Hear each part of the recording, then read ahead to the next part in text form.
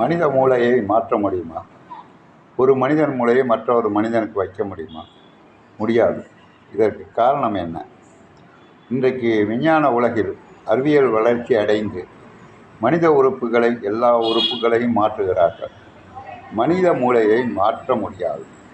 கடலுக்கு அடியிலே வடமுகாக்கினி என்ற அக்கினி கொண்டு இயங்கிக் கொண்டிருக்கும் எப்போதும். அதனால தான் எரிமலையெல்லாம் வெடிக்கிறது. அதே போல் மனித உடம்பிலே உதராக்கினி என்ற ஒரு அக்கினி இயங்கிக் கொண்டிருக்கிறது. மனிதன் மூளை கபாலத்தில் அந்த உஷ்ண வெப்ப பகுதி ஒரு அளவு, குறிப்பிட்ட அளவு இருக்கும். அதன் வெப்ப பகுதி குறைந்து விட்டால் அது தன்னிலை கெட்டுவிடும். எனவே தான் விஞ்ஞான வளர்ச்சியில் இன்று வரை மனித மூளையை மாற்ற முடியவில்லை.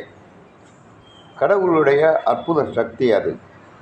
ஆர்டர் போடும், நம்ம எல்லாரும் செயல்பட ஆர்டர் போடுற இடம்தான் மனித மூளை. அதன் வெப்ப பகுதி குறைந்து